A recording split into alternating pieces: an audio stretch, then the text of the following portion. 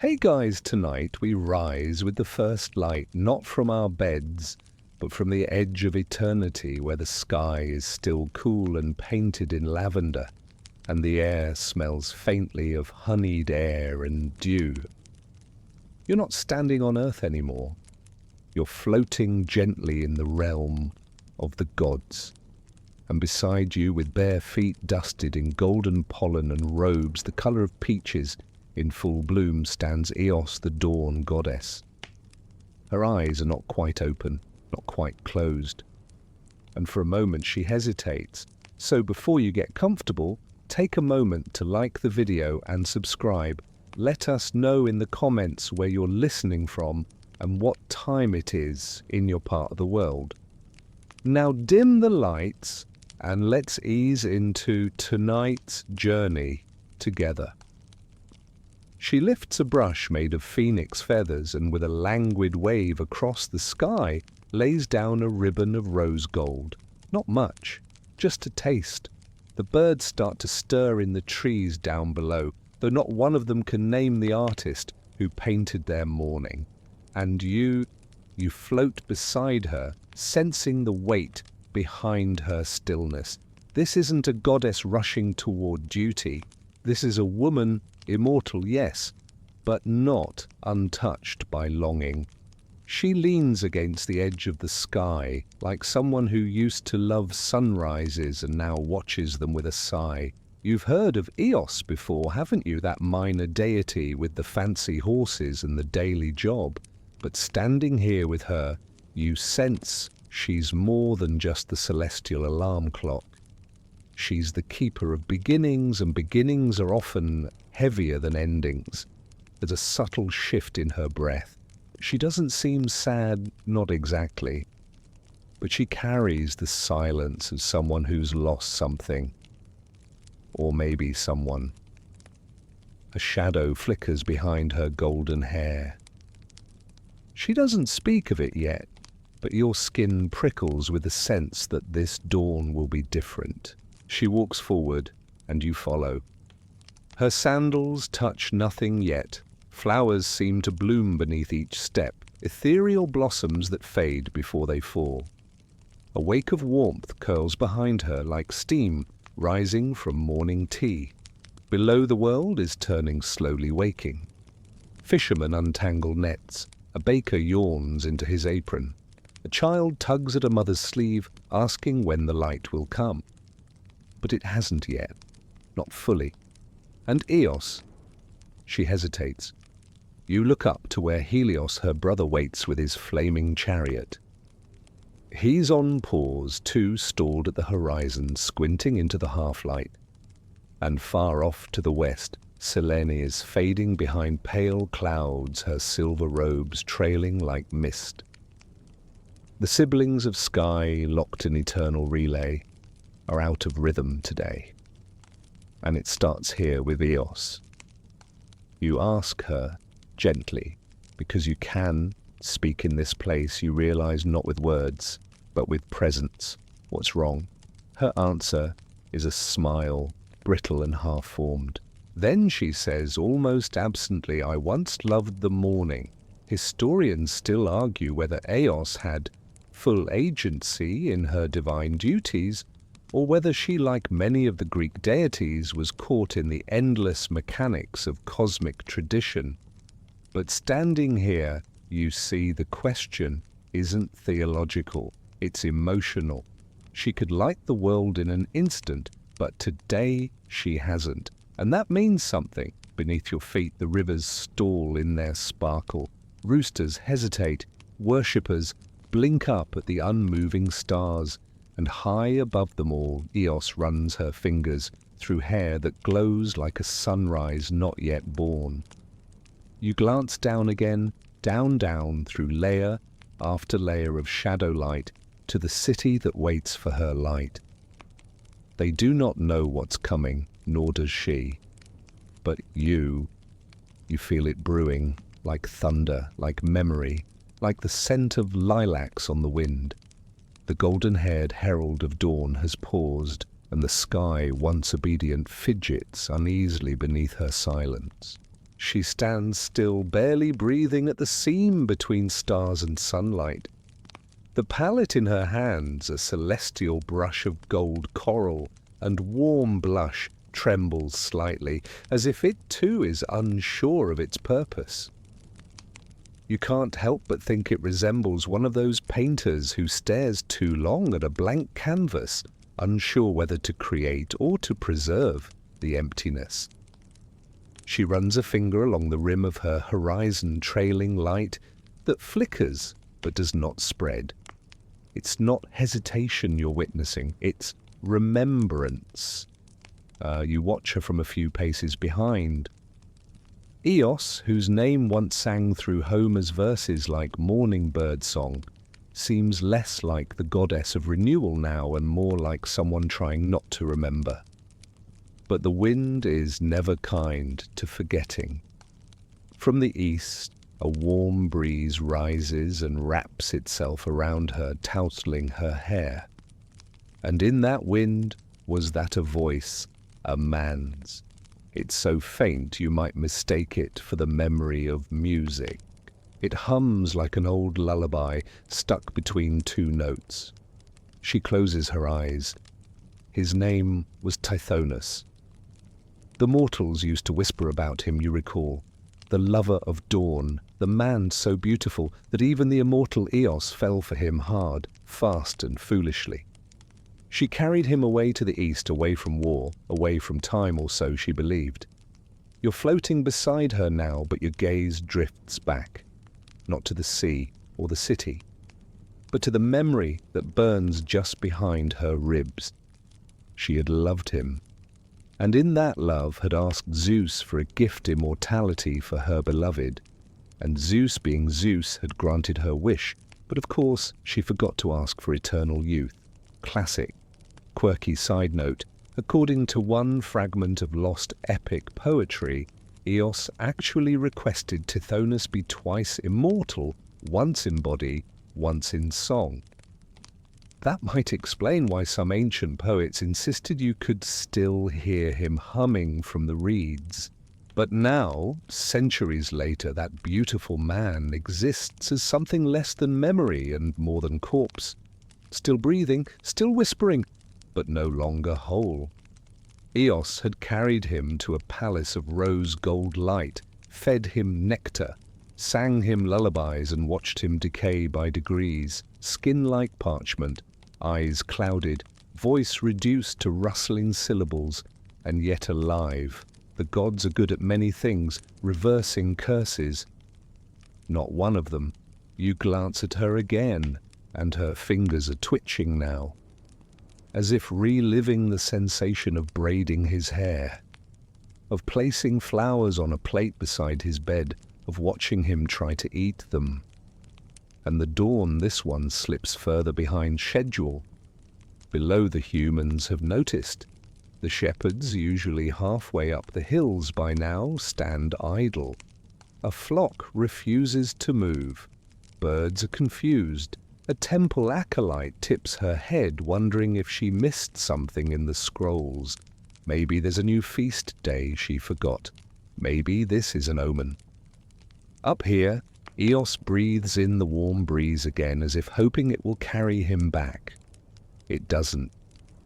You want to speak to remind her that even gods must rise. But you stay silent because sometimes silence is more tender than any word. Historians still argue whether Tithonus was a symbolic figure meant to represent the human fear of outliving one's body, or if he was based on a real Anatolian prince woven into divine myth through poetic flattery. Either way, his story lived on, not in glory, but in caution. And Eos. She never took another mortal lover without triple-checking the terms. She shifts now, as if torn between two obligations. The chariot waits its horses, snorting softly wings, twitching feathers, shimmering with restlessness. They too feel the delay. The rhythm is off. Celestial traffic is a delicate thing. If dawn doesn't go, sun can't rise. If sun doesn't rise, Helios gets cranky, and if Helios gets cranky, things start to burn. But still she lingers. There's a softness in her sorrow, the kind that doesn't demand a fix, the kind that just wants to be held. Even for a moment longer, you look out across the sky, which is beginning to fade back into night despite itself, and you realize this dawn, this hesitation is not about Tithonus, not anymore. It's about her, about what it means to be the one who begins everything but can't quite start again. The wind changes, it always does. This time it carries something sharper than scent, less memory, more message. The breeze curls into your ears like the tail of a forgotten whisper. And you hear it before she does, a voice, a low hum, then words, not quite mortal, not quite divine, but unmistakably familiar to Eos. Tithonus, she breathes like tasting an old fruit long dried, suddenly made ripe again. She turns. You follow her gaze eastward, past the veil of sky, toward a fold in the firmament, a quiet place neither cloud nor star, where forgotten things are stored like broken toys. There, far off beyond what any mortal eye could dream of seeing, stands a crooked tower, black against the lightless horizon. It sways not with the wind, but with the weight of someone still inside it. And from that tower the voice calls again, Eos. There's no blame in the voice, no reproach, just age, an echo wrapped in creak and breath. You shudder, not from fear, from recognition. That is what happens when immortality is given without wisdom, when time stretches but doesn't pause. The man who once danced with gods now creaks like an old door in the attic of eternity. You glance at Eos, her jaw tightens. Her hands, those same hands that painted the first day, are clenched at her sides, from rage, not even grief, from restraint. She hasn't visited him in centuries, and now he's singing again. You want to ask why? Why let him suffer? Why not visit just once? Offer him a final goodbye, or at least a sunrise to himself. But you don't ask, because her face answers before you can. She doesn't know how to be his dawn anymore. And besides, some gods don't get closure, they just get duties. The chariot behind her snorts again, its wheels itch to roll across the spine of heaven. Time is tugging on her hem, but she doesn't move, not yet. Do you know, she says softly, almost smiling, he once tried to teach me to whistle. You blink. He couldn't believe I didn't know how. Said even the mortal shepherd boys could summon birds. He said it with that smug little grin, the one that only looked good on him. She chuckles. It's soft, like worn silk. You want to imagine them together, him showing her how to purse her lips, her pretending not to care. Perhaps he leaned in too close. Perhaps she blushed, though the goddess of dawn rarely had to pretend to glow. Historians still argue. She adds absently whether I loved him because he was beautiful or because he was brief. That hits you a little harder than expected. Eos is immortal. Her lovers, not so much. And even when she tried to defy that, well, you know how that ended. The tower moans in the distance, the sound like old bones shifting in a cradle of cobwebs. According to one fringe scholar, though most mainstream historians roll their eyes, there's a theory that Tithonus never actually aged in form, but in sound, that his body remained youthful, perfectly preserved, while his voice decayed. A cruel kind of poetry, if true. A man locked forever in beauty, unable to express anything but rust and rasp. Do you want to visit him, you ask gently, unsure whether you even have the right. Eos flinches.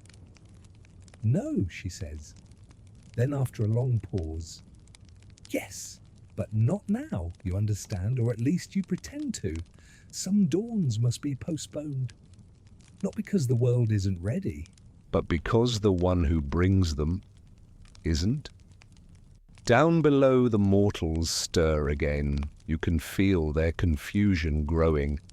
A ship rocks uncertainly in harbour, its captain unsure whether to raise sail or wait. Lovers cling to each other a little longer, grateful for stolen minutes. A baker, peering through the shutters, wonders if the day forgot to arrive. They don't know that the sky itself is caught in memory.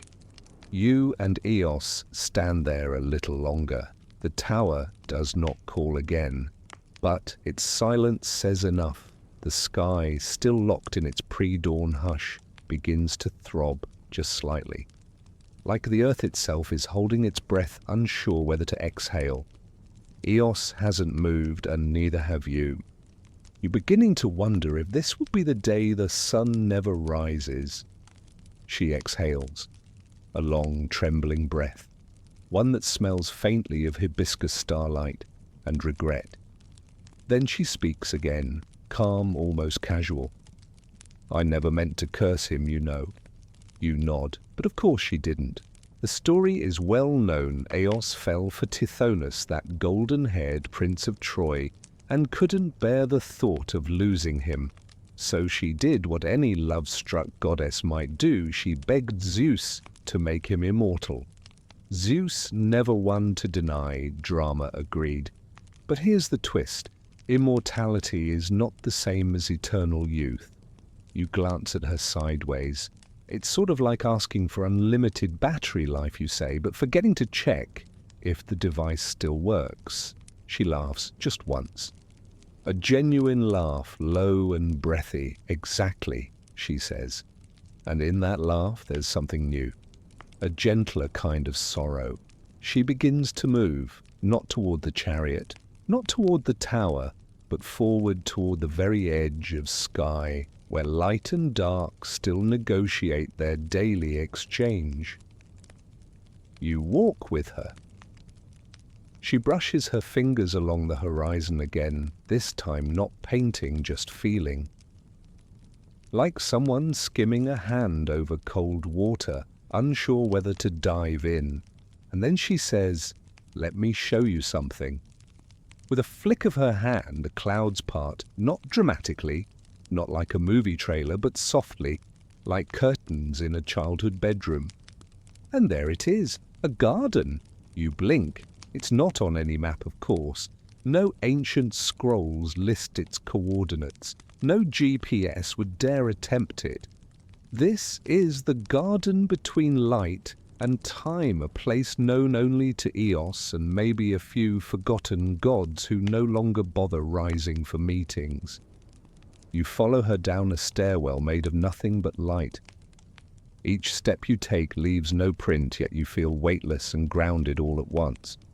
The garden unfolds around you, and it is impossible. Flowers bloom upside down from the sky. Vines spiral upward into constellations. A tree with silver bark hums softly, its leaves ticking like pocket watches. The air smells like cinnamon and thunderstorms. This is where I go, she says, when the world asks too much of me. You look around. Everything here is paused. Not dead, not alive, just waiting. You kneel beside a blossom shaped like a teardrop.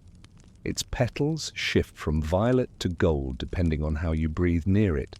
When you exhale, it opens. When you say nothing, it closes. Each flower, Eos murmurs, is a morning I didn't deliver. You blink up at her. There have been others, you ask. She nods. Most people assume I rise every day without fail. But that's not quite true. It hits you, like discovering that your favorite teacher once skipped school. Some mornings she came here instead, let the sun drag itself over the edge without her touch. Let the stars linger a little longer, let time bend, let someone else be responsible. Fringe mythologists have suggested this garden may be the source of what we now call false dawns. Those odd moments when the sky lightens briefly, then fades again. A hiccup in time, a stutter in morning, a divine hesitation. Eos walks ahead, and you follow her through a path made of rustling feathers, saffron white and dusk blue. In the distance you spot a single tree whose bark flickers with scenes from memory, her memories. You see Tithonus laughing beside her. You see Orion reaching for her hand. You see her alone painting the first day that ever was. She pauses beneath it, and for the first time she sits. "I thought I'd always loved mornings," she says softly. "But love changes." You nod. Down below the world waits. Up here, she breathes. And you sit beside her as the sun stalls just beyond reach, and the sky holds a garden that no one else knows exists. You sit with her in the impossible garden surrounded by blooms that never fully open, never fully wilt. It's peaceful, more peaceful than a divine crisis has any right to be. She twirls a petal between her fingers. It shifts colors, blush pink, soft copper, then a weary grey. "You know what's funny," she says, not looking at you. "Some mortals still leave offerings for me. A splash of honey, a daisy, even a cup of coffee left on a windowsill. They think I'm watching." You smile. "A lot of them think you're the sunrise." Eos laughs again, short but real. "I'm not the sunrise. I'm the reason for it." You feel that truth ripple through the garden like a breeze. The vines around you sigh. In the mortal world, the concept of Eos has often been oversimplified. Artists love her young, luminous, golden-haired. They paint her with rosy fingers and wide eyes, but very few remember she's older than nearly all of them.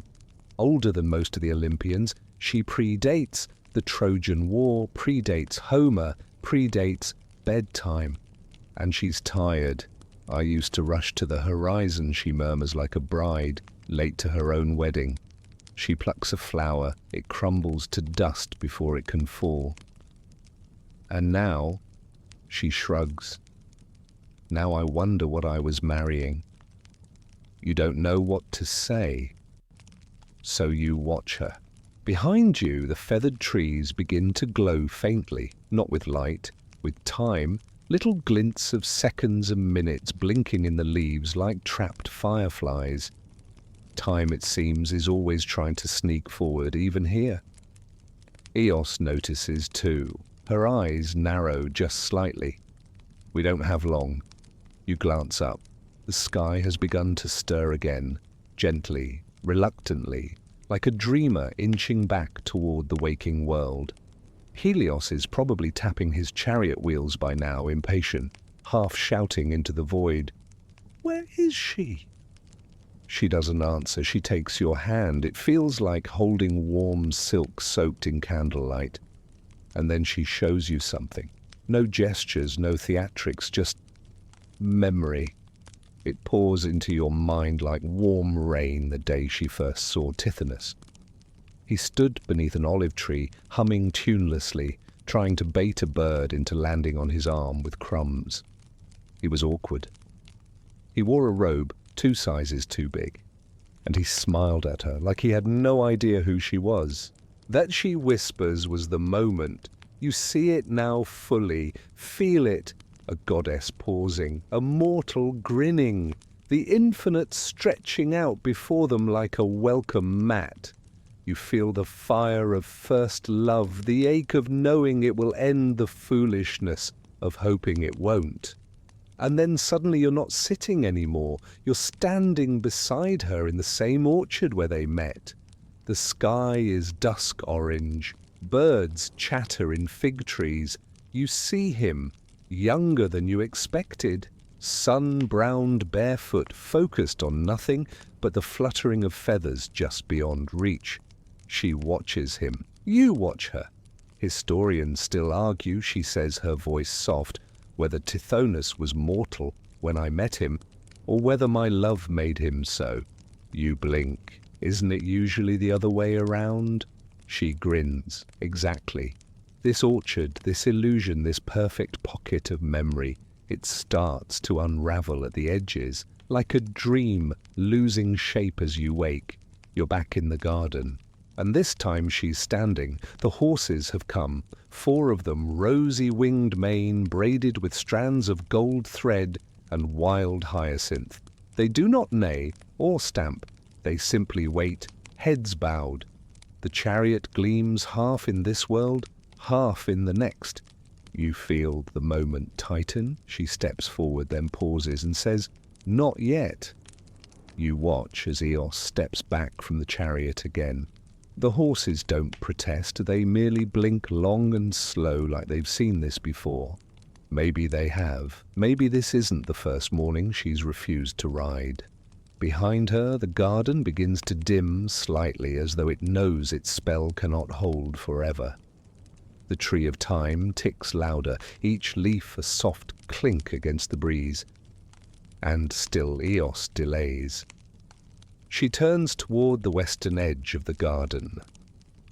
You hadn't noticed it before, partly because no light reaches there and partly because no one ever looks west when they're waiting for dawn. But she does. "You've seen my siblings, haven't you?" she says. You nod. Of course, everyone knows Helios, the sun god, fiery, dramatic, always ready to burst into the day like it's his personal theatre. And Selene, the moon goddess, ethereal, cool, unfathomable, often mistaken for distant when she's really just thinking too much. "They don't speak to me anymore," Eos says lightly, like she's talking about the weather. "At least not the way they used to." You raise an eyebrow. Sibling rivalry. She sighs, cosmic misalignment, and then she laughs. Okay, fine. Sibling rivalry. In ancient cosmology, the 3 siblings, Eos, Helios, Selene, formed a kind of holy trinity of sky time, morning, noon, and night. But mythology often forgets that even gods have feelings. And immortality doesn't mean harmony. She walks along the perimeter of the garden. The plants lean toward her as she passes, sensing her pull. Helios was always the favorite, she mutters. Big, bright, predictable. Mortals worshipped him because he was loud. You could set a sundial to him. Selene, on the other hand, was mysterious, beautiful. Her light made poets weep. She glances at you and me. You don't answer. Not because you don't know, but because the truth is too close. I'm the in-between, she says, the start of something, but never the thing itself. That hits you right in the metaphorical solar plexus. Down on Earth, the liminal has always made people uncomfortable. We love beginnings, but we rarely worship them. We want the climax, the action, the full sun or full moon. The dawn, it's just the trailer, Eos continues. Do you know how many artists paint me? You nod. A lot. Yes, she agrees, but only on ceilings you blink. Murals, domes, temple roofs. I'm always looking up, rising towards something better. I'm the backdrop to someone else's story. One mainstream historical fact. In classical art, Eos is often depicted riding her chariot upward while Apollo or Helios follows. She's the warm-up act to his headline show, and she's tired of it. You glance again at the horizon. The sky is beginning to pale, not because she commands it, but because time insists. The world has rhythms that even gods must obey. You're more than an introduction, you say, meaning it. She shrugs. Maybe. But mortals forget quickly. Another breeze passes this one sharper cooler, and with it a sound, not the tower this time, a bell far below, a city bell rung in confusion, not celebration, not mourning, just uncertainty. They've waited long enough. The city that needs mourning is beginning to stir in its own way, unsure whether to move forward or curl back into its covers. Eos hears it, and for a moment something hardens in her. She closes her eyes. You wait. When she speaks again, it's low. There was a time I loved the sound of that bell. It meant someone had lit a lamp, that bread would rise, that farmers would untie their oxen, that a baby would be born. She shakes her head. Now it just sounds like obligation. You feel it too.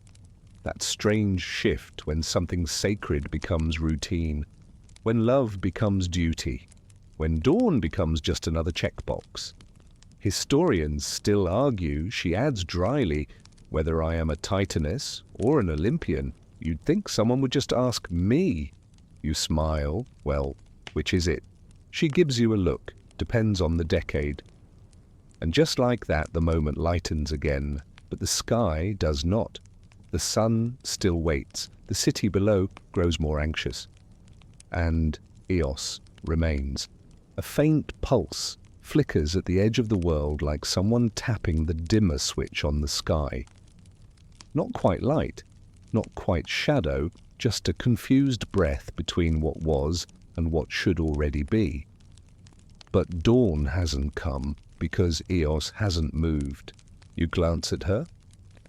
She's still facing west, back turned to the horizon where her chariot waits. If you didn't know better, you might think she was sulking. But it's more complicated than that. She's thinking. And that, for gods, is dangerous. You follow her gaze, though there's nothing really to see, just the edge of the celestial garden, dark as velvet, a place the sun never touches.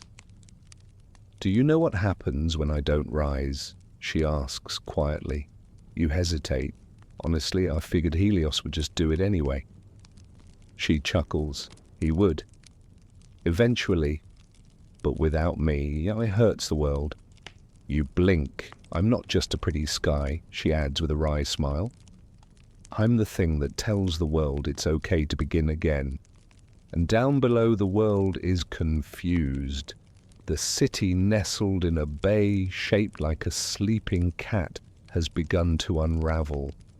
The fishermen, usually halfway across the water by now, still linger at the docks.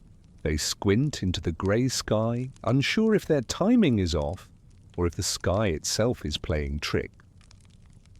In the central square, a baker opens his shutters, then closes them again. Light isn't coming. He lights a lantern. The dough won't rise the same today. Children meant to be up and running in the alleys by now cling to their mothers' skirts, sensing something strange in the air. A dog howls long and low and is quickly silenced. No one is sure if this is a sign of blessing or doom. A fringe Greek chronicle from Ephesus mentions a single morning when no thread of light appeared in the east and temple sacrifices were doubled in panic. Some believe it was merely cloud cover, others a missing dawn. And now you watch this happen in real time. Eos folds her arms across her chest. Her eyes are half-lidded golden irises shimmering with reluctance. I just didn't want to do it today, she says, and it sounds childish, but it's not. You nod slowly. So, don't. She looks at you in surprise. Let the world figure it out for once. That hangs in the air. And you realize it's not so much rebellion she wants, it's to be missed. A low hum rises in the distance. From the city below, a chorus of voices begins to chant. Soft, uncertain, but rising. Prayers, offerings, pleas. One voice trembles louder than the rest. A priestess. She's barefoot on the temple. Steps, arms raised, face tilted toward a sky that won't speak. Her voice cracks with sleep and fear. The offering bowl in her hands steams incense, lavender, crushed laurel leaves, and maybe a drop of honey. The old combination. Lady of Dawn, she cries, grant us your gaze. You turn to Eos, they're calling you. She doesn't answer. Do you hear them? Yes, she says. But she still doesn't move. Instead, she walks along the sky's edge, each step setting off a shimmer of half-light beneath her feet. Not full sunlight, just promise. You walk beside her. I remember that chant, she murmurs. They used to sing it with joy. Now it sounds like they're begging. You nod, because they are, and you understand why it stings. Mortals don't notice what comes every day. They only panic when it doesn't. It's not love, it's expectation. And expectation doesn't leave room for mourning. Historians still argue, you say, mimicking her earlier tone, whether gods need worship to exist, or whether worship just makes them louder. She snorts, cute. Another flicker crosses the sky. This time it's not hers. It's Helios testing the edge. The solar god has reached his limit. He wants to rise. The world needs to rise. And yet nothing happens. Not without her. Eos presses her palm to the sky's seam. Below, the priestess's voice trembles again. Goddess of beginnings, we are waiting. But Eos, she's still deciding. The city below is holding its breath. Every alley echoes with a hush of hesitation. Bakers haven't kneaded their dough. Merchants stand beside unopened stalls. The morning bell hangs motionless mid-rope, like it too is waiting for permission. And above it all, Eos remains still. Not dramatic, not distraught, just unmoving. Like a question left unanswered. You peer down beside her, watching the mortal world stretch in confusion. It's a port town nestled in the crook of sea and stone. You see ships' half-untied sails drooping like wilted petals. A fisherman hesitates at the dock's edge, hand on a rope, unsure whether to push out into the dimness or return to his wife's warm bed. Time has not stopped. It has merely lost direction. And the city waits for a cue it doesn't understand. They don't know what to do, you whisper. They never do. Eos replies, voice soft. When light is missing, they think it's punishment. She walks slowly along the sky's edge, her footsteps casting long streaks of peach and coral that fade before they reach the sea. It's like she's sketching the outline of a morning she refuses to finish. A small child stands in the market square, clutching a wooden toy horse. He stares up wide-eyed and says nothing. He doesn't know he's witnessing a myth, and then you hear it. The softest crackle, like dry parchment. A voice. Tithonus. It rises from somewhere far off, distant, barely present but unmistakable. Eos. She freezes. Her breath catches like a hinge in need of oil. He always does this when I linger, she mutters. He remembers my hesitation. Every time. You blink. So this has happened before she nods. Not often, but enough. According to a peculiar bit of fringe scholarship gleaned from half-preserved fragments, found in an old Aegean temple, Tithonus's voice was believed to be tied to the dawn itself. That whenever Eos faltered in rising, his cries became audible bleeding through the seams of reality. A reminder or a warning. Do you think he forgives you, you ask? She looks at you like you've asked if clouds understand poetry. It's not about forgiveness, she says. It's about still being needed by someone who can no longer live. And then softly, it's about not knowing if I should still answer. Down below, the priestess has stopped chanting. She kneels now, silent. Her incense has burned to ash. The sky above the sea grows heavier, not darker, just full, like a breath held for too long. Eos sighs. I used to love that city. You tilt your head. Used to. Before they started rushing past my light. Before they stopped noticing the color of the sky, you understand?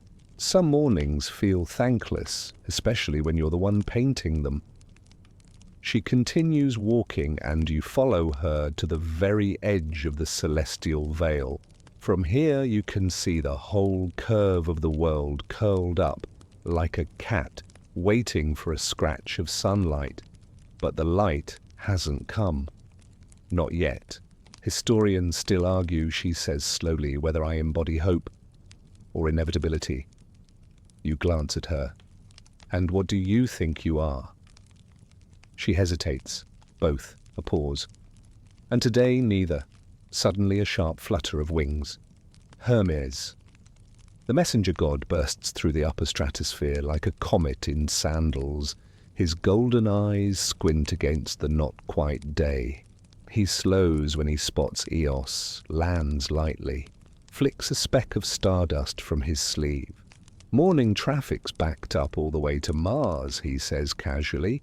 Eos arches an eyebrow. Don't exaggerate. I don't, he replies. Mortals are panicking. Sacrifices are burning. Someone tried to summon Hecate by accident. He glances at you. You're still here. You nod. He smirks. Brave. Then he turns to Eos again, more gently this time. They miss you. She shakes her head. They miss the idea of me. Hermes considers this. Still counts. He steps forward and offers her a folded letter made of mist and gold thread. You don't ask what it says. You don't need to. She doesn't open it. I'll be there, she says. Soon. Hermes nods once, doesn't push. He vanishes in a blink. The silence afterward is somehow louder. And now Eos is alone again with you. The wind shifts. The priestess down below stands once more and raises her arms again. Lightbringer, she calls. Even if not for us, come for yourself. Eos doesn't answer. Not yet. Down in the port city, shadows stretch long and strange, like they're unsure of their place. Shops that should be open remain closed. The temple bells chime once, twice, then stop embarrassed by the silence that follows. Eos stands at the sky's edge, jaw-set hair, gently tumbling in rose-coloured waves, and for a moment she looks almost human. Not in weakness, but in weariness. You can feel it. She is not denying the world its light. She is denying herself the rhythm that keeps her moving. I used to think mortals had it worse, she murmurs. You blink, and now she looks at you sideways. Now I think they at least get to end. That lands like a soft punch to the soul. She walks again past the silver-barked trees and down the soft slope of cloud and starlight. The garden ripples gently with each step, responding like a nervous animal. You follow. Back then, she says, when I first fell in love with Tithonus, I thought I'd solved it. The tragedy of time, the shortness of joy. I thought, what if I could just fix it? She pauses beneath a vine that drips stardust like rain. A flower opens as she passes, then closes again in slow grief. You know what I didn't realize, she asks. You wait. That love without loss is just suspension. There's no bitterness in her voice, just the quiet cadence of someone who has lived with the same thought for millennia, and still down below the city does not move forward. You notice a group of sailors near the edge of the harbour sitting cross-legged in a circle, sharing pieces of fruit. One of them raises his head toward the horizon. His lips move, probably mouthing a prayer or a memory. You feel the ache in your chest. The same ache you felt that one time you woke up early enough to see the sky blush and didn't know why it made you want to cry. Eos notices him too. She steps closer to the veil that separates her garden from the edge of real time. Just beyond it, her chariot waiting. The wheels glow faintly as if whispering, "Come on, just one more ride." You ask, gently, "What happens if you don't go?" She shrugs. Eventually, Helios will push through. The day will begin, but without my grace. You tilt your head. And what does that look like? She thinks. sharper shadows, colder colors, a sense that something's missing but no one can name it. In 148 BCE, a peculiar entry in an Athenian weather log noted a morning of colorless light and unshaped clouds with birds silent and cattle refusing to move from their pens. Some call it poetic license, others whisper it was one of Eos's days of absence. You watch as the horizon pulses again, slightly pink now. Helios is trying. He's not supposed to rise without her, but he's not exactly known for patience. The sky is like a wound, struggling to close without a bandage. Eos sighs. He always does this. Cracks the sky before I'm ready. You smile, brothers, huh? She laughs, loud, dramatic, always late except for when you don't want them to be. Her hands flutter at her sides. She's close to a decision, and then a sound, not from the tower, not from the city, from the earth. A bird. One single confused lark chirping from the edge of a rooftop, just one note. A little off-key, a little early. Eos turns toward it. Her breath catches that she whispers was Tithonus's favorite bird. You glance at her. You gave him that bird. She shakes her head. No, he was that bird. Always up too early, singing for no reason. You both stand still, listening. And down in the city, as if cued by that one voice, other birds begin to stir. Hesitant chirps, a flutter of wings, a pigeon thumps against a shutter, a gull screeches and changes its mind. The world is remembering itself. And Eos, she steps forward, not toward the garden, not toward you, but toward the light. Eos places one bare foot across the threshold where the garden ends and the sky begins. The seam beneath her glows faintly like molten thread weaving itself back into the fabric of morning. She pauses, not because she doubts, because she knows what stepping forward means. The spell will break. The birds will rise. The ships will sail. The light will pour out, and with it the grief she's spent hours or maybe centuries holding back. You hover beside her. The chariot is just there, a few steps away. The horses, patient as always, flick their ears and stamp once. They know the road. They've waited longer than this before. Eos turns her head, not fully, just enough to glance behind her. The garden watches. It does not wither or fade or vanish. It simply becomes quiet. The silver leaves hush. The thyme trees hold still. Even the flowers, those small records of skipped mornings, close like eyes preparing for sleep. She won't be back for a while. Down below, the city begins to shift. The priestess, still standing on the temple steps, feels something in her chest before she sees it. Her shoulders drop. Her hands, which had been clenched in prayer, slowly open. The incense is gone, but the scent remains just enough to make the air taste like memory. A child tugs at her tunic. Is she coming? The priestess doesn't answer. She doesn't have to. Because even before the first streak of light, the wind changes. It carries warmth now, and something else, a faint perfume, hard to name, like sunrise through linen, like orange blossom and salt. You and Eos stand together side by side, looking down at a world that's bracing itself for hope. She speaks softly, more to herself than to you. I used to think rising was a gift I gave them, but it's not. You tilt your head. It's the gift I give myself, she says. And with that, she steps forward. Her foot lands on the platform of light, and the sky sighs with as if the whole firmament had been clenched, waiting to exhale. You see it ripple outward, the first strand of gold curling from her feet, snaking across the heavens like liquid thread. It touches the tips of mountains, it slides into valleys, It kisses the sails of a waiting ship and dances along the rooftops of the city.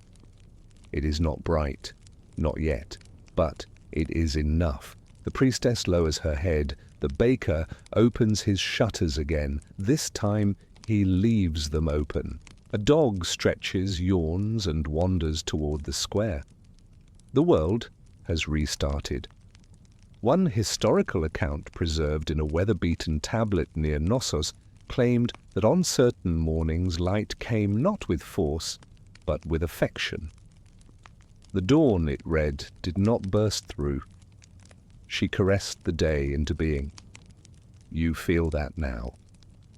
Eos rises into her chariot, settling into its curved cradle like someone returning to a beloved chair. The horses need no command. They move as if the sky has unpaused, as if the script has resumed. But as they lift, she glances down past the clouds, past the winds, into the mortal city. And she sees him, not Tithonus, a boy, the same child from the market square. He's still holding his wooden horse, but now he's facing the sunrise, not in awe, not in fear, in welcome. And in that look, simple, quiet, unrecorded Eos sees what she needed not worship, not panic, not incense or chants, just someone who noticed. She closes her eyes. The chariot begins its ascent. Behind it, the light flows faster, spreading like spilled wine across the sky. The pinks, the oranges, the impossible blues that only exist for 5 minutes each morning. You follow close behind, watching the world ignite with motion. Chickens squawk, street carts rattle, oars dip into water. And above it all, she rides, not triumphant, not tragic, just real. You fly beside her now, not in silence, but in a hush full of meaning. The chariot glides smoothly its wheels, carving faint streaks of amber into the upper air. The horses gallop across nothingness, hooves flashing with starlight, manes fluttering with petals from dreams that haven't quite died. Eos holds the reins lightly. She doesn't grip them. She doesn't need to. They know her rhythm, her hesitations, her reluctant grace. Below, the earth unfurls like a scroll being read aloud for the first time in days. The city shudders into life, not abruptly. It's a slow stretch, a yawn, a blink, a heartbeat returning to pace. The bells begin again, this time more confidently. The baker slaps dough onto a wooden table. The priestess exhales and wipes ash from her palms. You watch all of it from above and realize something. This is a morning no one will remember. There is no army marching, no birth of kings, no oracle crying out in flame. And yet this dawn was the one that almost never came. A skipped breath in the lungs of history. And only you and Eos will know it. She doesn't speak for a while, just watches the light move ahead of her. Like a child, she's finally released from her arms. Then she says, "Do you want to know the worst part?" You look over. Even after all that she murmurs, "They'll still blame me when it rains." You both laugh and the sound carries like wind chimes across the sky. One quirky footnote from an Alexandrian poet describes Eos as the goddess most prone to bad timing. According to him, she was blamed for surprise storms, failed harvests, and at least one poorly planned royal wedding. In fairness, she was late that day, but now she's here, fully present, and not just in her duty but in herself. She steers the chariot higher, cresting the arc where dawn begins to taper into day. The pinks fade into pearl, the fire goldens into brass, and already the mortal world begins to forget it ever waited. "They'll never know," you say. "They never do," she replies. And yet she doesn't sound bitter anymore. Not exactly, just older. "You know," she muses, "I used to watch them fall in love under my light." You smile. Yeah, they thought it was the moon that made them romantic. But it was me, that soft hour, that glow. I was always the beginning of their story. She pauses. They just didn't know I had one too. You fly beside her now, level with the wind, and there's a quiet peace between you. A silence that isn't heavy but earned. Far below, a young woman kneels at a rooftop altar, eyes closed, not praying, just sitting in the warmth. She smiles to herself for no reason she could name. A single flower sits in a bowl beside her wild thyme dew-kissed.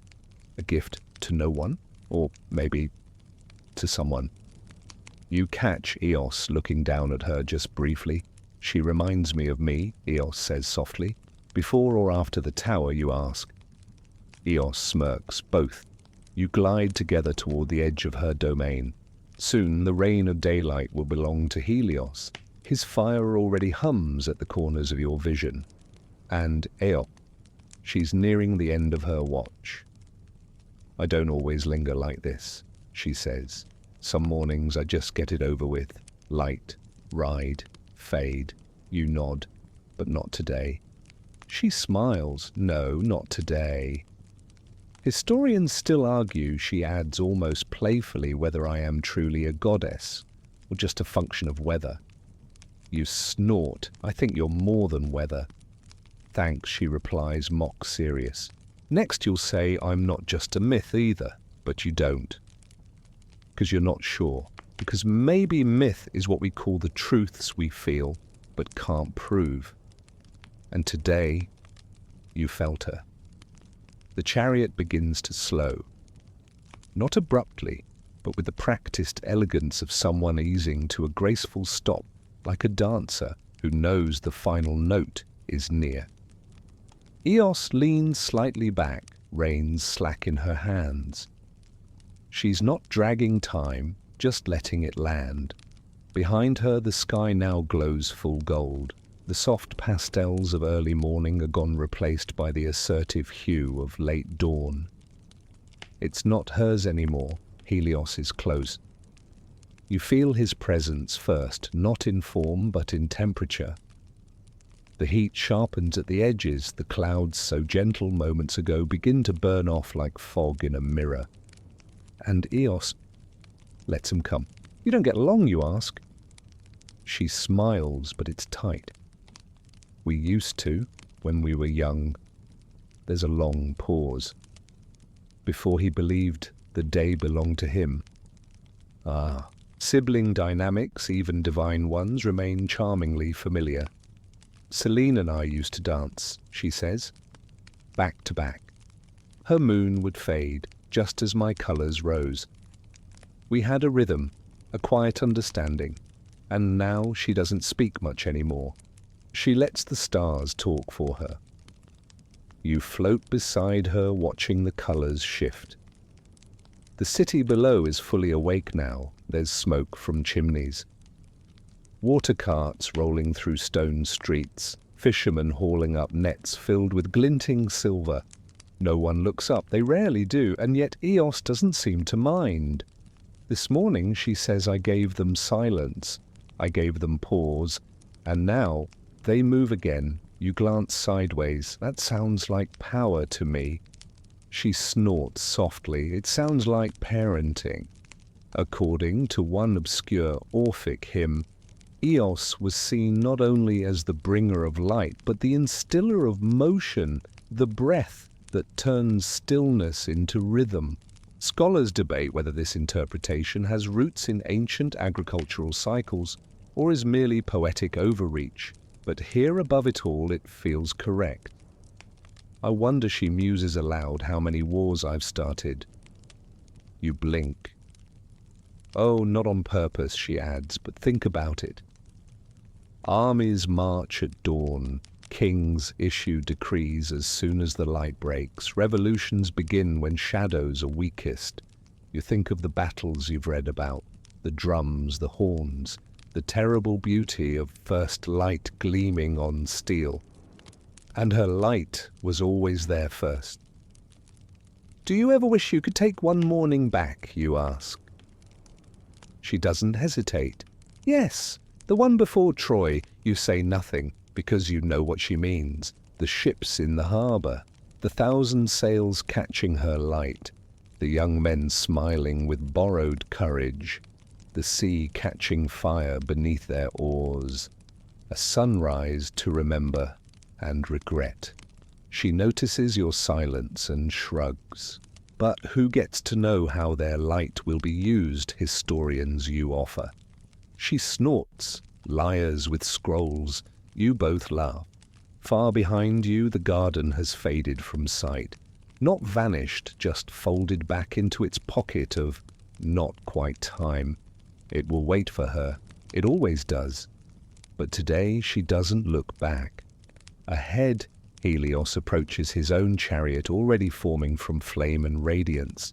You don't see him yet, but his arrival pulses like a drumbeat behind a curtain. Eos adjusts her posture. You can feel it, the subtle shift from goddess to function, from memory to duty. But before she hands the reins to time again, she glances sideways right at you.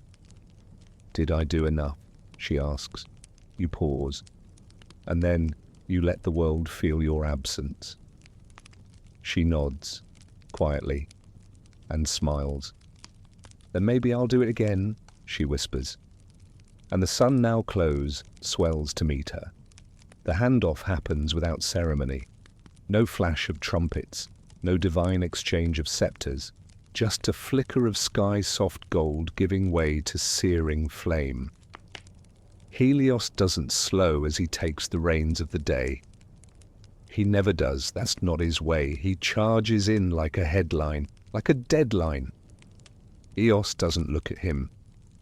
She simply veers left off the main arc of the sun's path, her chariot coasting on the leftover threads of dawn. The horses relax their pace, easing to a soft trot. You're still beside her, but you can already feel the shift. Her time is over, and she knows it. The city below no longer needs her. Merchants shout prices. Sailors scrub decks. A street musician plays a lute that's slightly out of tune, but full of heart. The air smells like yeast, charcoal, and possibility. And not one of them thinks to thank the dawn. "They never do," she murmurs, as if reading your thoughts. "But I don't need thanks." She gazes down at the rooftops passing beneath you, like puzzle pieces in motion. Some gods want temples. I just want a pause.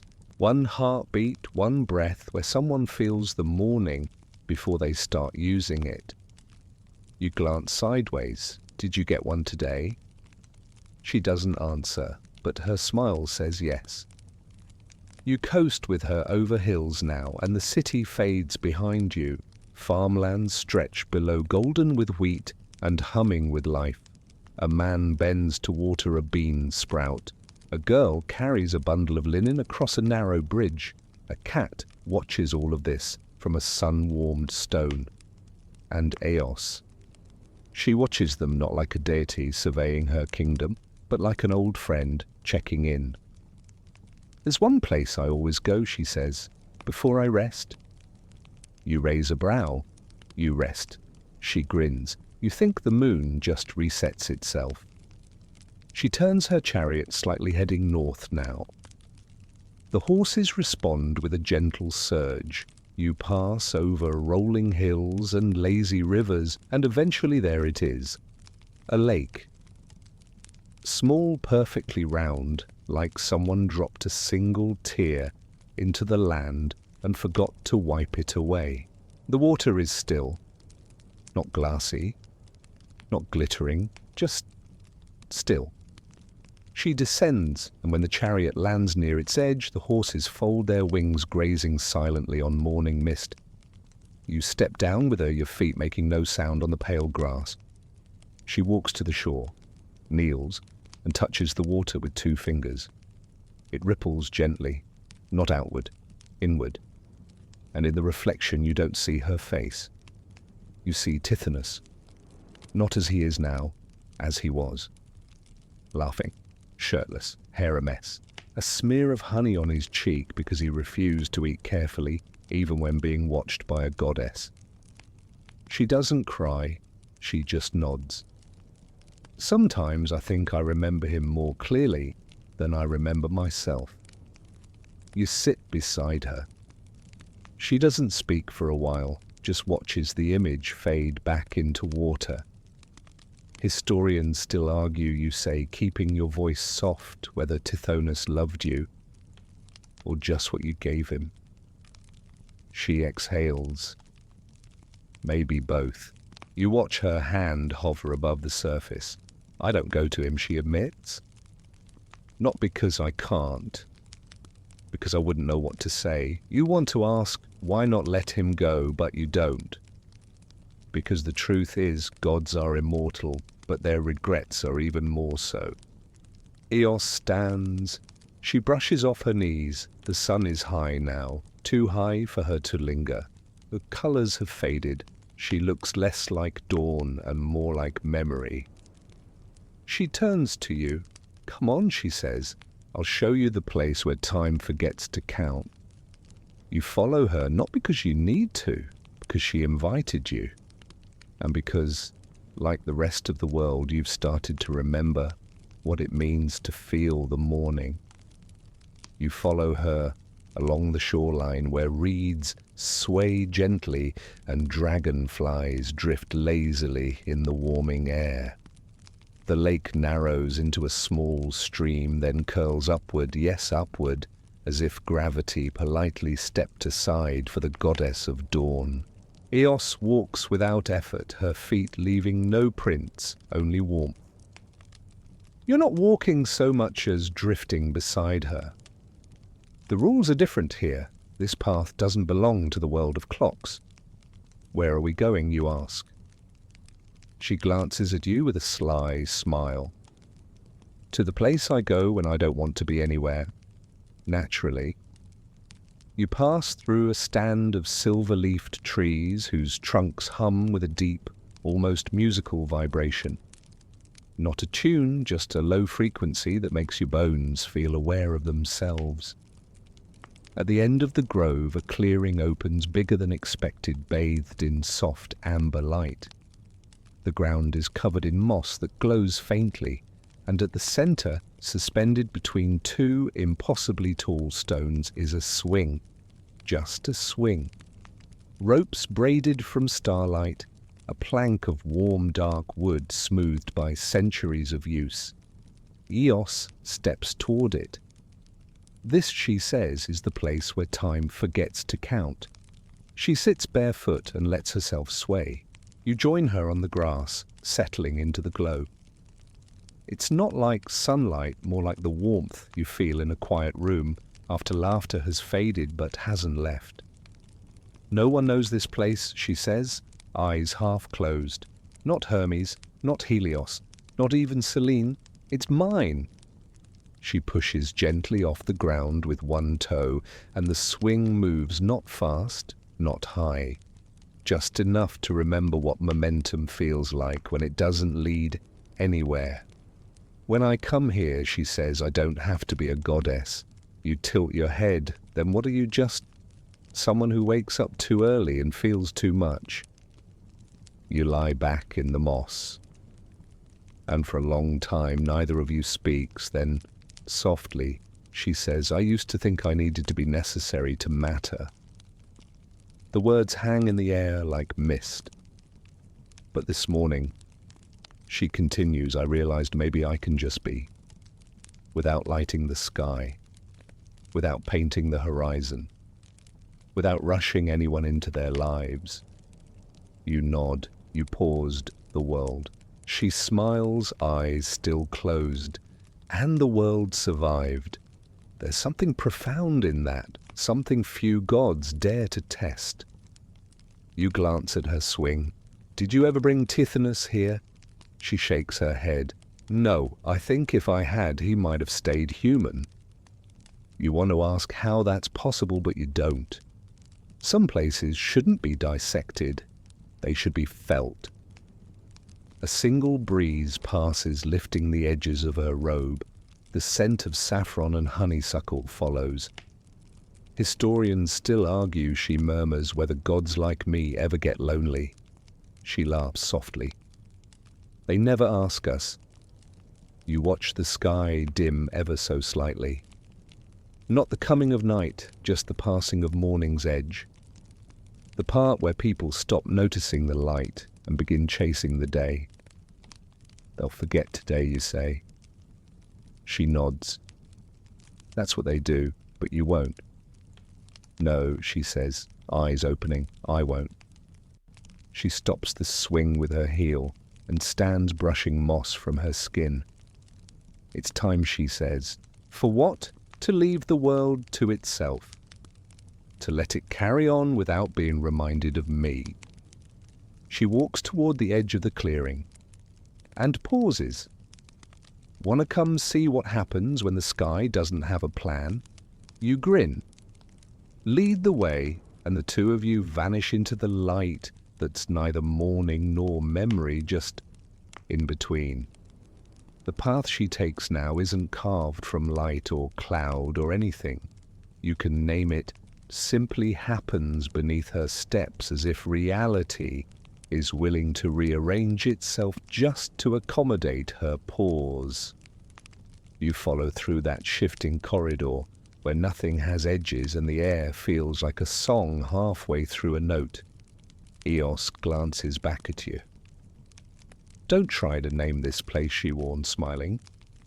It doesn't like being pinned down. You nod, resisting the urge to label anything. It's freeing, actually, walking somewhere that refuses definition.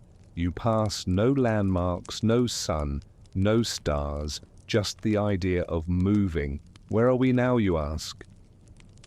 She shrugs. Between echoes. Right. Of course. And then just like that you arrive. It's something like a hall, but not built, formed. The way driftwood becomes a sculpture without being touched. All around you the space is filled with whispers, not voices but impressions. The tone of thoughts that never got spoken, regrets that never matured into grief. The sighs of people who didn't know why they were pausing at the window that morning. Eos breathes it in. This is where I store mornings that never happened. You look around. The air shimmers with faded hues, mauves, warm silvers, soft blushes, the kind of colors that skies almost turn before changing their mind. She steps forward, trailing her fingers across nothing. And then a moment flickers to life. A battlefield. Empty. Weapons never drawn. Two generals looking at each other from opposite hills, hands still at their sides. The sky above them is thick with a light that never fully arrived. That one, Eos says quietly, I delayed long enough for both sides to change their minds. You blink. You stopped a war. I bought them 2 hours, she says, as if that explains everything. Another flicker. A rooftop in Athens. 2 women sit side by side, shoulders touching eyes, unsure. One reaches to hold the other's hand, but in the dim light, she loses her nerve. I let the light linger, just enough, Eos whispers. The second try. She found the courage. It's overwhelming. These are not grand myths or legendary tales. These are moments, microdawns, the kind that shape lives no historian ever records. Why don't you show people this, you ask? She smiles. They wouldn't believe it. Mortals want their gods big, loud, angry. They don't want to imagine me choosing to be gentle. And that is the paradox of her myth. Eos is remembered for rising, for setting things in motion, but here in this place, she is the goddess of hesitations, of hesitating on purpose. You pause before one final ripple in the air. It's you. Standing at a window, holding a mug of something warm. The sky outside your window indistinct, neither night nor day. a shade of blue that barely exists in language. You're not doing anything, just breathing. Eos sees it too. I lingered for you, she says. You look at her startled. I don't always know who needs it, she continues. Sometimes I just feel the ache. And I press pause. You stare at that memory. You hadn't known it meant anything. It did. Historians still argue, she says quietly, whether the goddess Eos had worshippers at all. But I never needed temples. I needed that. You let the moment dissolve. Together you exit the hall that isn't a hall, leaving behind mornings that weren't, but mattered anyway. You re-enter the stream of time softly. The warmth of midday presses faintly at your back. The sky is ordinary now. Birds fly, people walk, clouds go about their business. But you carry something, so does she. Eos steps onto a soft ledge of air, her form now gently translucent, her edges tinged with the remnants of light she didn't use. I should go, she says. You nod, but she lingers, because of course she does. She lingers because endings, even for gods, are not something you just walk into. They're something you circle like the edge of a deep pond, something you dip a toe into, then pull back from. You stand with her now on a little shelf of air over the waking world.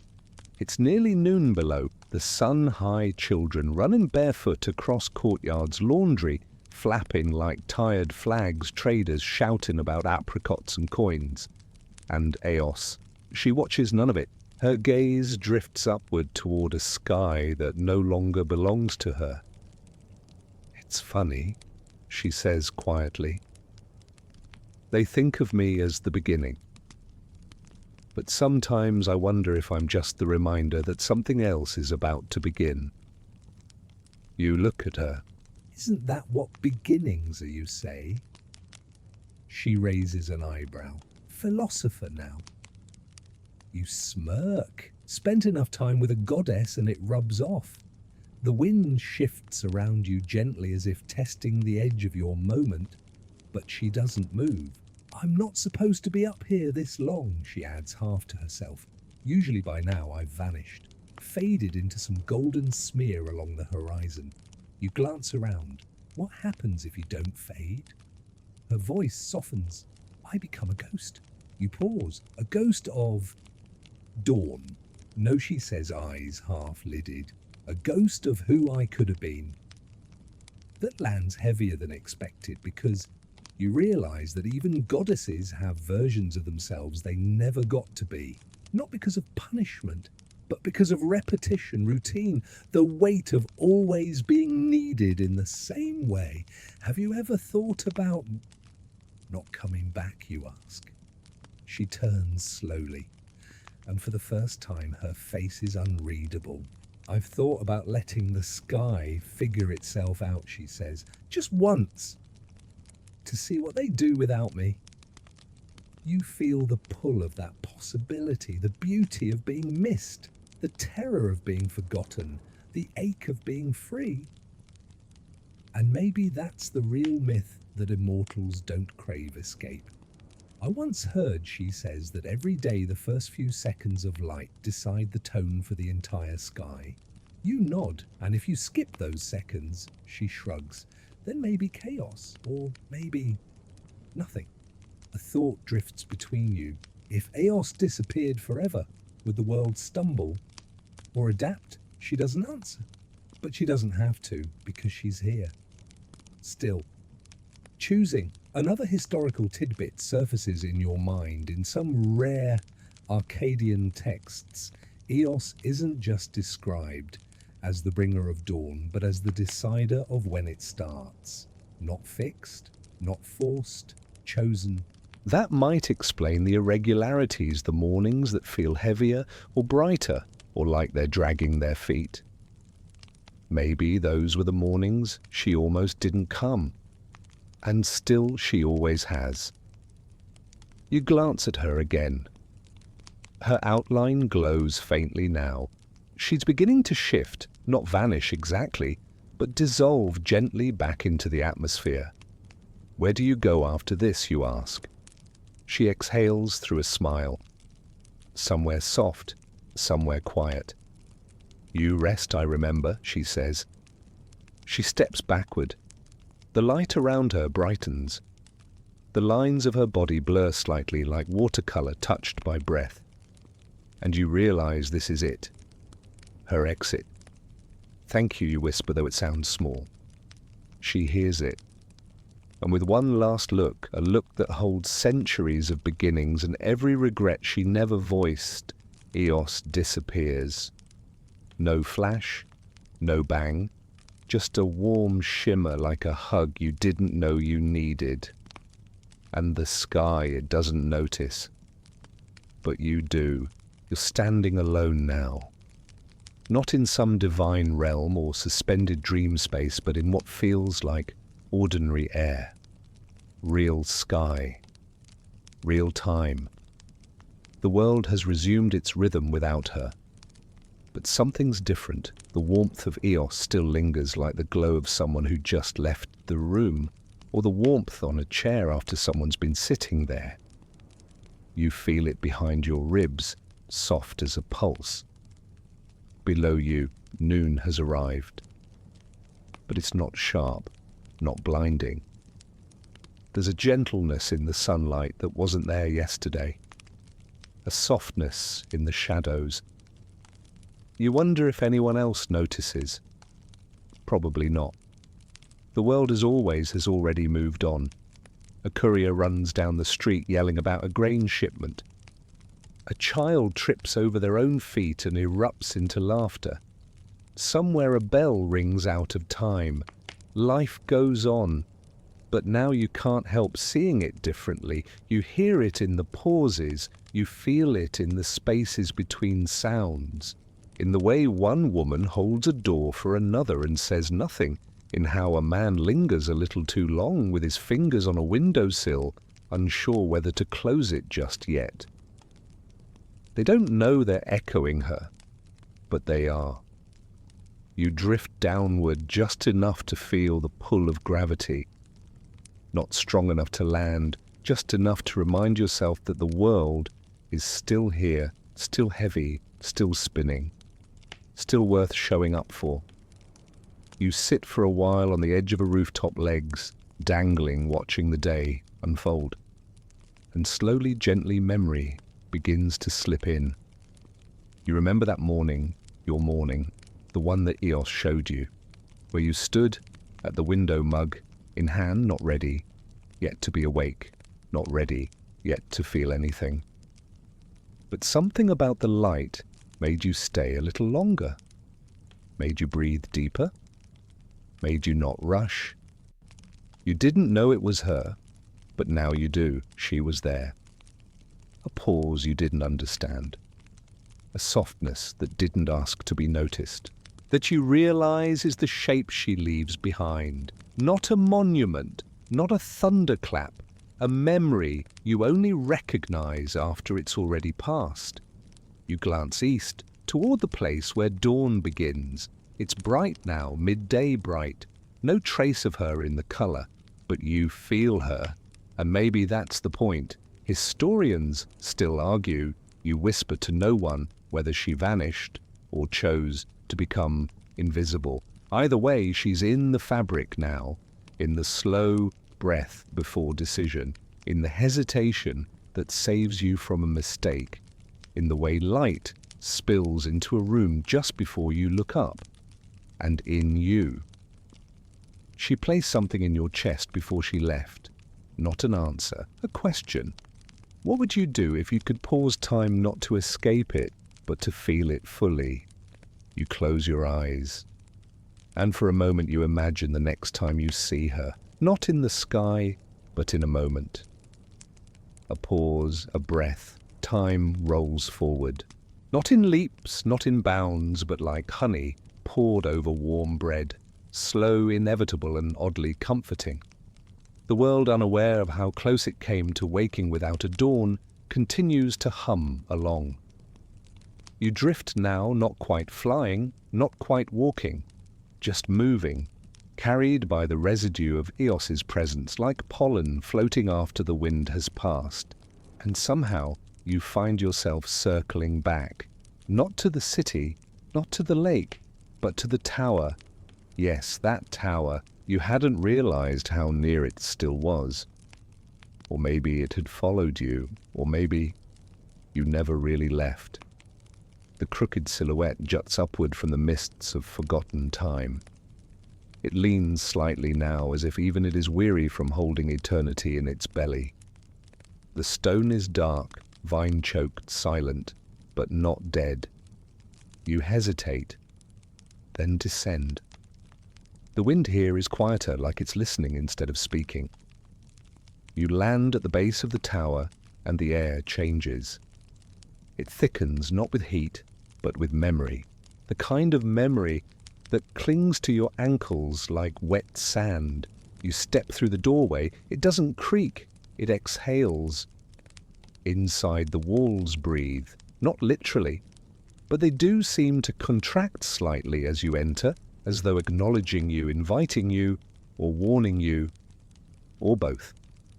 The hall curves upward in a slow spiral. No torches, no lights, just the gentle, glowing dust that settles in the air like ancient pollen. You walk slowly, deliberately, and then you hear it, that voice, whispery, papery, still speaking, still there. Tithonus, he isn't calling this time.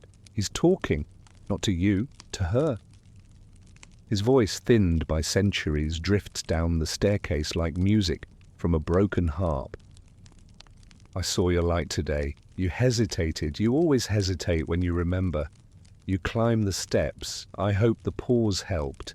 I hope you sat still. I hope someone saw you. You climb higher. And if you didn't come back, if today was the last, just know. You reach the top. The room is small, circular, no windows, but the ceiling glows faintly as if it remembers what light once looked like. And there he is, Tithonus, not as you expected, not grotesque, not monstrous, just worn. Like a man made of paper-thin bark and faded bronze. His hair is threadbare silver. His hands are skeletal, resting on his knees. His eyes are clouded but not sightless. He doesn't look at you. He doesn't need to. I would have aged anyway, he says, to no one and to everyone. But I would have forgotten her too, and I didn't want that. His voice is strange, not quite sad, not quite whole, like someone who long ago accepted the cost of his wish. You step closer. I never blamed her, he says. Not really. A beat. Immortality without youth is a curse. But immortality with her would have been worse. That's the line that undoes you. Because it's not bitter. It's honest. And in that honesty there's something almost divine. I remember every dawn she didn't bring, he says. I feel them. I breathe them. I am them. You wonder, has anyone else ever heard him? You glance around the room. In the far corner, almost out of sight, rests a single flower. Not wilted, not new, just placed. You don't touch it. You kneel instead, not to pray, just to witness. Tithonus doesn't speak again, and yet the room is full of him, full of what he once was, what they once were, what the world was almost allowed to forget. You stay there in that timeless room, not because you're asked, but because you understand. This is what remains when gods love mortals, not statues, not legends, moments, pauses, rooms like this, and people like you who don't forget. You stay longer than you meant to. The air inside the tower doesn't change. No wind, no tick of time. Just the eternal weight of what was once whispered and never unspoken. Tithonus doesn't move, and you don't ask him to. It feels wrong to break the stillness like shouting into a church that has forgotten sound. Eventually you rise, not because you're done, but because something stirs within you. A pull, a thread still attached to Eos, stretching faintly into the fabric of what comes next. You offer Tithonus a soft glance, and in response he lifts a single finger, not to wave, not to point, just to acknowledge, to remind you he's still here, still waiting, not for rescue, not for an ending, but for the chance to remain. You descend the tower slowly. Each step echoes like a heartbeat. At the base, the light greets you. Soft, steady, unremarkable. Noon has passed while you were above. The world has not stopped for him, for her, or for you, but you've changed. You step outside. The wind returns, brushing your skin with a breeze that smells of sun-warmed stone and ripe figs.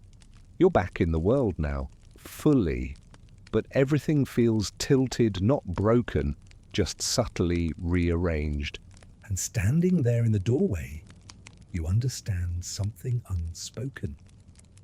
This morning, Eos didn't just pause time. She handed it to you, gently, reluctantly, as if to say, "Here. Carry this for a while." Not because she was tired, but because she trusted you to notice. You walk away from the tower, and the world blooms around you in quiet, familiar ways. A child chases a feather across the cobblestones. An old man whistles a tune with no melody. A pair of friends argue about apricots while splitting the last one in half. And overhead, the sky is perfectly ordinary, but now you see it. Now you know what was risked. You cross a bridge and pause to look down into the river. The reflection staring back isn't quite yours anymore. It's you, yes, but different. Softer at the edges, sharper in the center, like someone who's seen something precious and refuses to let it blur. A woman on the bridge joins you, eyes squinting upward. "Strange morning, wasn't it?" she says. You glance at her. "You noticed," she nods.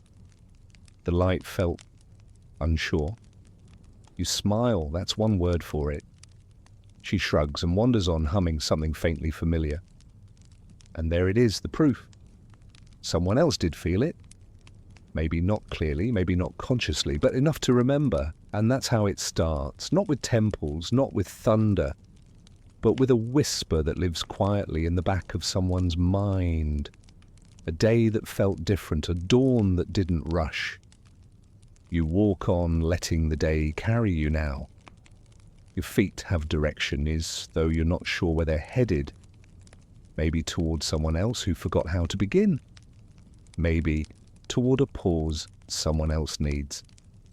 Because now you carry it, the thread of Eos wrapped gently around your heart, and you begin to understand that this is what she gave you, not her power, her permission to slow, to feel, to choose the moment instead of racing to the next. And just as that realization begins to bloom behind your ribs, you hear it, a single delicate voice on the wind, not Tithonus. Her. And she's not saying goodbye, she's saying, "I saw you." The voice fades, not abruptly, not like something being switched off, but like the final note of a lullaby humming its way into silence. You pause mid-step, letting it settle. "I saw you." She had said it as if it were the most natural truth in the world. No need for grandeur, no flare of divine energy, just quiet recognition, and somehow that matters more than thunder ever could. You continue walking. The city grows louder as you re-enter its heart. But now you don't brace against the noise. You hear it for what it is, life continuing. A pot clatters in a kitchen. A dog barks at a cart full of leeks. A lute player sings slightly off-key about some hero's doomed love. No one here is talking about Eos. No one is lighting candles for the dawn goddess, or placing flowers at her feet. But they are walking in her light, and that's the point. You pass the priestess again, the one from earlier, who'd stood on the temple steps when the morning wouldn't come. She's seated now, legs tucked beneath her head, tilted as she speaks with a child. The incense bowl beside her has been cleaned. The ash is gone. The child is asking questions. You can hear the pitch of curiosity in her voice. And the priestess answers slowly, her words thoughtful. You catch only fragments. Not every god shouts. Sometimes silence is the miracle. Yes, I think she heard us. You smile, and then you realize you're no longer waiting for the world to give you signs. You're starting to read them. There's a man standing near a well, hands wrapped around a steaming cup. His gaze lingers on the sky. Not in confusion, not in fear, just attention. A merchant mid-haggle pauses to let an elderly woman cross his stall. A group of teenagers lie on a rooftop saying nothing, watching the clouds pass like lazy gods of their own making. They won't remember this day, not as special. But that's exactly what makes it sacred, because Eos was here and chose to be here, and now you see the fingerprints she left, faint and golden on everything. You step into the town square and you stop because something is waiting. At the center of the plaza, where the sun strikes just right, a single object rests on the edge of the fountain. A flower, amber-petaled, soft-edged, one you've never seen before. It glows slightly, not with magic, with meaning. You approach slowly. No one else notices it. People pass by, laughing, rushing, shouting across stalls, but this bloom sits untouched. A remnant of her, a call back to the garden, a trace of the tear she let fall. You kneel beside it. And for a moment, just one, you hear the quiet between the hours. You feel the warmth behind the light. And you whisper, almost without thinking, I won't forget. Because now you understand. Eos didn't pause the world because she was weak. She paused it because she remembered what it meant to care, to wonder, to ache, to choose. And you carry that forward. Not in fire, not in fanfare, but in the breath you take before you speak, the stillness before you move, the decision to see what's around you before rushing into what's next. And from somewhere far beyond the clouds, past the chariot wheels and golden feathers and towers forgotten by time, you feel her smile. The city continues to breathe around you. Sunlight moving between shutters, laughter bouncing from window panes, the hush of private thoughts cloaked in everyday motion. You remain kneeling by the fountain a moment longer, fingertips hovering just above the strange amber flower. It doesn't wilt.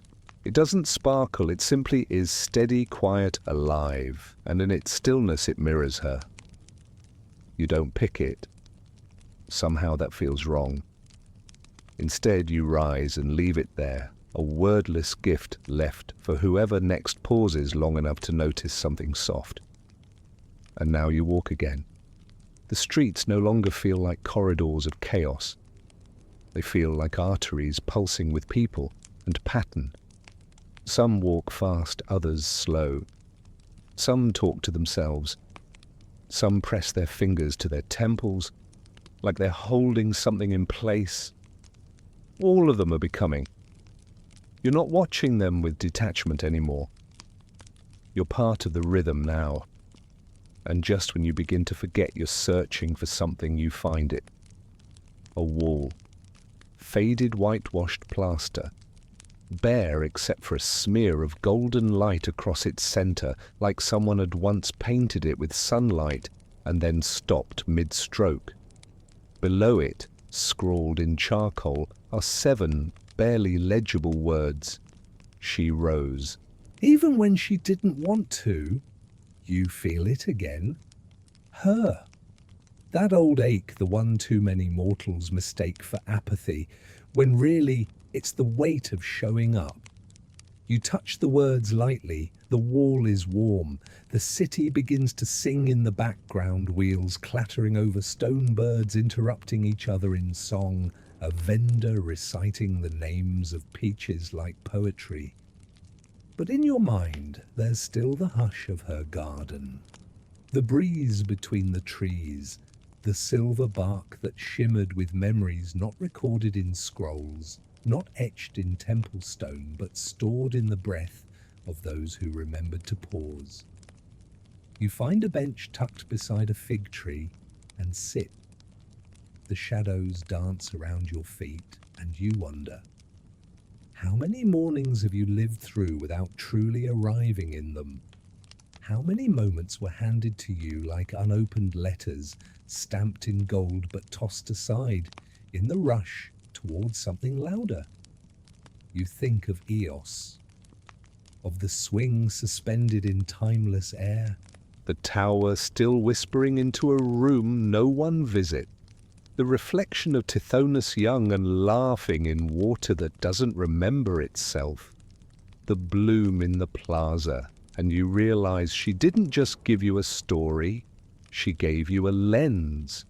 You tilt your head, and suddenly even the sky feels different, less like an atmosphere, more like a canvas that someone cared about once.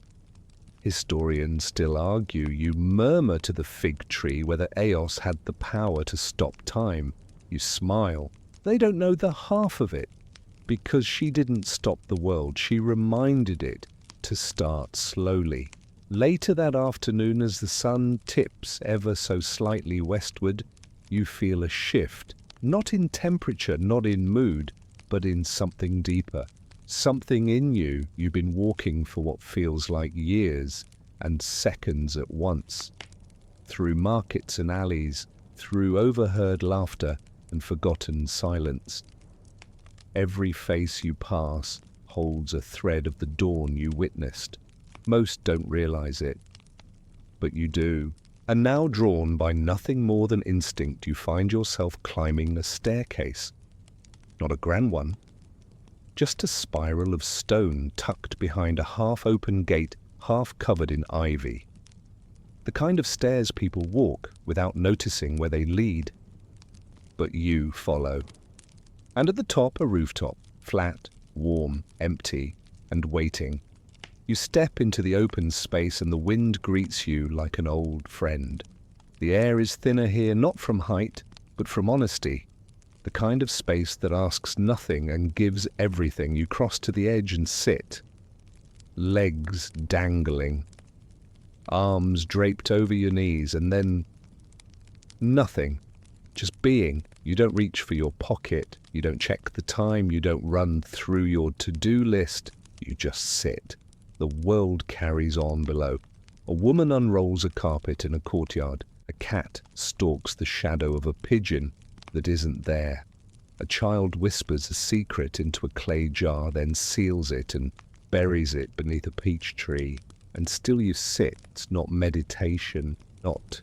It's not reflection, it's simply presence. From here, the sky stretches above you impossibly wide. And though it belongs to Helios now, though his sun reigns high and bright, you still see her fingerprint. The way the light touches the edges of clouds just a little too tenderly to be accident. The slow bend of shadow across the city dome, as if someone is laying it down with care. The hush that lingers beneath the noise like an echo of a whisper you've already heard.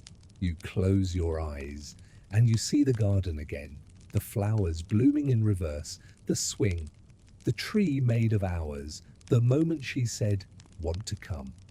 See what happens when the sky doesn't have a plan you had followed. And now, in this city, alive with unknowing gratitude, you understand why.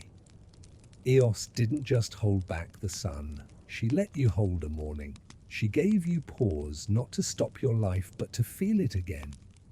You think of the baker's delay, the priestess's trembling voice. The boy in the square clutching his toy horse. The woman on the bridge. All of them touched by a morning that almost wasn't. And now, strangely beautifully, you are part of that morning's aftermath, not as a witness, as a vessel. Because she planted something in you, a sense of timing, of tenderness, of the sacred art of slowing down, not to fall behind, but to arrive more fully.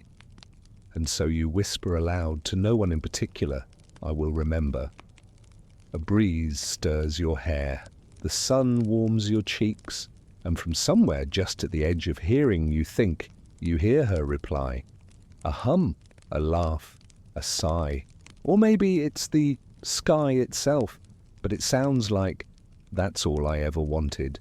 Evening begins its slow approach. It doesn't barge in, it tiptoes soft-footed, respectful like a guest, who knows this day still has something left to offer before it's done. The sunlight, once assertive and golden, has mellowed into that honeyed hush you only get after 4 o'clock. You're still on the rooftop, still sitting, but something inside you has shifted. Before today, you might have missed this hour entirely chasing tasks, scrolling past stillness, measuring time by checkboxes instead of heartbeats. But now you see it, feel it. The moment between breath and exhale, between motion and meaning, you rise, not urgently, like a leaf deciding to drift. Your feet find the stairs again, and with each step down, the world becomes a little more grounded, less celestial, more human, and somehow more holy for it. At street level, the city feels different than it did this morning. Not because it's changed, because you have. The rhythm is still there. Children chasing chickens, shopkeepers folding cloth fruit, bruising beneath lazy thumbs. But now you can hear the rest between the notes. And that's where she lives, in the rest. A seamstress pauses mid-stitch to rub her thumb over a fabric she's touched 1,000 times, but suddenly sees differently. A teenager steps out of a shadow just to stand in the sun a little longer. A mother, elbows deep in soap and dishes, closes her eyes for 3 seconds longer than usual. And all of it, every pause, every breath, every blink, stretched just past its usual length, is a tribute. Unspoken, unchoreographed, but true. You wander until you reach the edge of the city.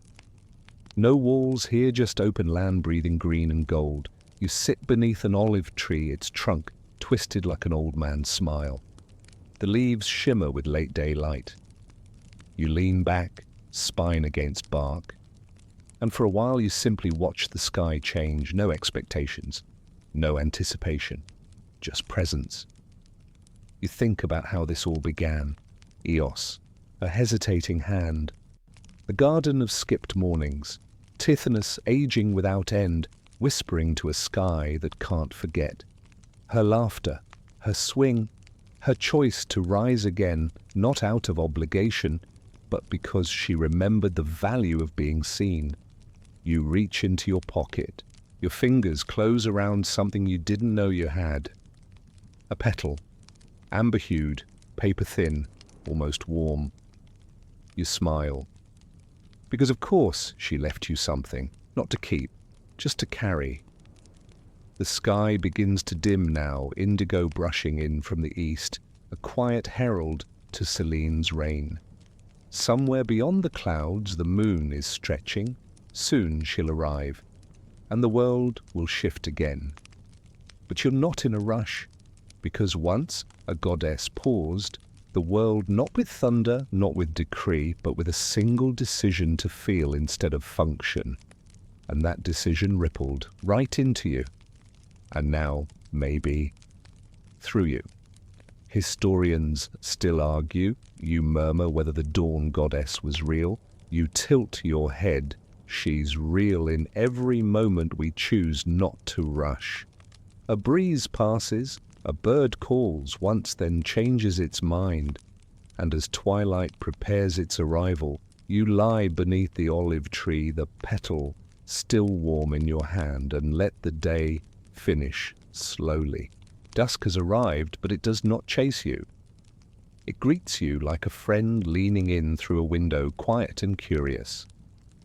The olive branches above sway gently, their shadows long and reaching ink sketches drawn by a sky learning how to rest. You remain beneath the tree body, still, thoughts soft heart open. There's no need to rise. Not yet. Because in this moment you feel more grounded than you have in years. Not because of the stillness, but because of what preceded it. The dawn you saw, the pause you held, the world that waited not for a command but for a breath. The goddess who chose to feel her own light again, not just shine it outward like obligation. That choice echoes now. And as the day exhales into night, you realize something unexpected. You don't miss her. Not because you've forgotten, because she's everywhere. In the slow tuck of a child into bed, in the way a baker wipes flour from his eyelashes with reverence, in the choice a father makes to carry his son all the way home, even though he could walk. In you, the air begins to chill. Not sharply, gently, like it's asking you to move on, but only if you're ready. You stand, stretch dust off your legs. The petal in your hand still glows faintly, perhaps from memory, perhaps from magic, perhaps just from being held. And just as you prepare to turn back toward the city, you see it, far off, on the farthest edge of the horizon. A flicker, soft, amber, like a match struck in reverse. It's her, not rising, not departing, just watching. And maybe that's all she ever wanted to be seen, not as a symbol, not as a system, but as someone who also aches, who also loves, who also hesitates.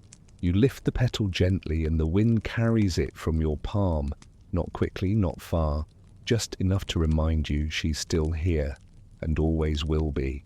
You walk slowly back through the fields, city lights flickering ahead, blending with stars, not yet confident in their brightness. The day ends, not with finality, but with grace. And as you cross the threshold of home, whatever that means, wherever that is, you find yourself carrying something new, a memory that doesn't demand to be retold, just remembered. You return to the quiet of your space wherever it may be. A room with soft walls, a window that catches just enough of the night, and a chair that creaks in the comforting way things do when they've been waiting for you. You don't light a candle, you don't reach for a blanket, you sit. And let the night hold you the way she held the morning. Outside the sky is velvet now, ink blue, and scattered with pinprick stars. Selena, pale and elegant, has risen in full grace, her silver chariot gliding through the sky with her quiet mystery. The city sleeps beneath her, unaware of the sacred choreography overhead. But you remember what it looked like before the dance began. You remember the moment the rhythm almost broke. You remember the goddess who chose to feel. And in that memory there is a peace unlike any other. You exhale, a slow, grateful breath. And though you are alone, you do not feel lonely. Because somewhere across the thin veil of night, Eos is resting, not vanished, not forgotten, but curled up in the space between seconds, her golden hair tucked over her shoulder like the last thread of a dream. She is not waiting, she is not weeping, she is simply being. And tomorrow, maybe she will rise again, maybe she will hesitate, maybe she will find a new way to paint the morning, or maybe for just one more day, she will let someone else carry her pause. Someone like you. You lie back now, head against the pillow, and close your eyes, not to escape the day, but to remember it gently. And in that final breath, before sleep, something shifts. You no longer feel like a visitor in her story, you feel like its keeper, a quiet steward of the space between light and time, a witness to the sacred hush, a bearer of the soft torch that says, wait, look, feel. The dawn will come again, but for now, let yourself drift into the place where even gods close their eyes, and so as night folds its arms gently around the sky, you sink deeper into your breath, and deeper still into yourself. No rush now, there is nowhere to be, nothing to fix, no light to carry, only the soft rhythm of your heartbeat, and the memory of a goddess who hesitated, not because she was weak, but because she was human enough to feel. Let her pause become yours. Let the ache of slowness unravel behind your eyelids like golden thread in the hands of a gentle weaver. Let the warmth she left inside you soften the edges of the day. You don't need to hold the whole world. You don't need to race the sunrise. You are allowed to rest. You are allowed to stop. You are allowed to become still and trust that stillness is sacred. Breathe in. Feel the hush between thoughts. And know this, you were seen. You were remembered. You were carried gently through a morning the world almost missed. Now let sleep take your hand and lead you where even the gods go when the sky turns quiet. The stars are out, the moon is full, and you are enough. Good night. End of script. Sweet dreams.